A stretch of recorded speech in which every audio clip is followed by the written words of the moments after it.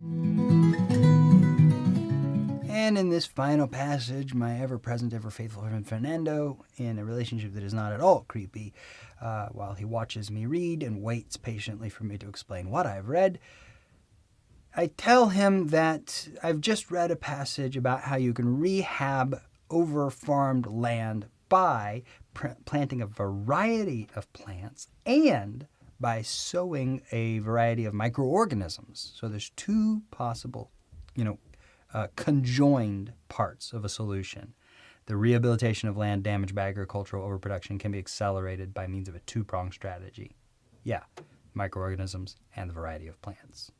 For 21, when we were asked about the organization of the passage, notice that each of these answer choices neatly divides the passage into three parts. Answer choice E, a problem is presented. That sounds like our first paragraph. A study is described. That sounds like our second paragraph. And a course of action is given. That's our third paragraph, microorganisms and the variety of plants. And that's what we want from an organizational answer, that it hits the point of each part of the passage. Question 22, what did the passage say about what makes the land grow better? I'm in line 45.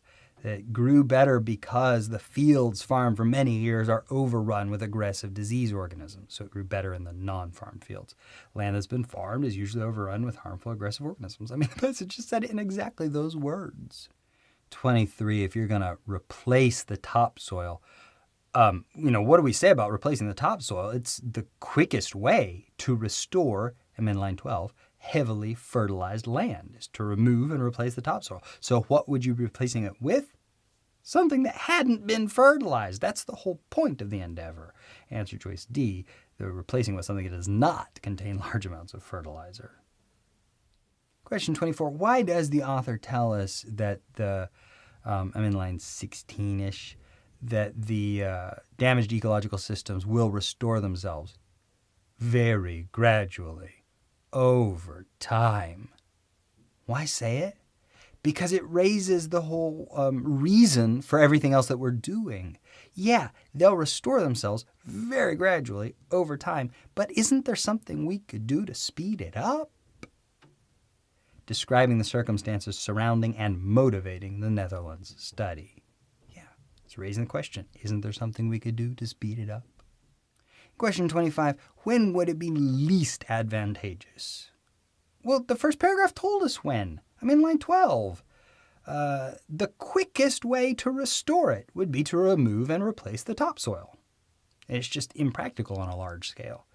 So if the field's topsoil can easily be removed and replaced, then that's the quickest way to do it. We would do that, not your two-pronged method. Was 26 super straightforward? If you remove the aggressive disease organisms from over-farmed fields, what's going to happen? Your beneficial native plants will return. C, the chance of survival of a beneficial native would increase. Yeah, that was the point of removing those aggressive organisms. Finally, in question 27, I want an analog to how we dealt with the thistles. And in the second paragraph, we kept the thistles out most effectively by presenting and then preserving a big mix of alternatives. So in answer choice B, I want to keep party A out, and I'll do that by presenting an alternative party and by preserving, that was the other word I used, by preserving that party, by defending the candidates from a rival party against attacks. In the same way that we kept the thistles out by presenting new species and by taking steps to preserve those species, to defend those new species against attacks from microorganisms or diseases. And we'll do the same thing in answer choice B. Keep party A out by presenting alternatives and defending those alternatives from attacks. And that's this fourth passage, and that's this section. So here's the deal with these free videos. They're intended to serve a very narrow purpose. For those times when you're wondering, why is that the right answer? You can just come here for a complete library and find out why it was the right answer. And I hope that you'll find that it was very instructive. Of course, the other part of the deal is that since LSAC publishes all of their tests along with test keys, that means that there's no barrier to entry for test prep. And you can hear the air quotes, I hope. Anybody can, and lots of people have, set up shop and call themselves test prep companies, and they've got the questions, they've got the answer keys, and they just try to explain to you why the right answer is right. And then they charge you money for it?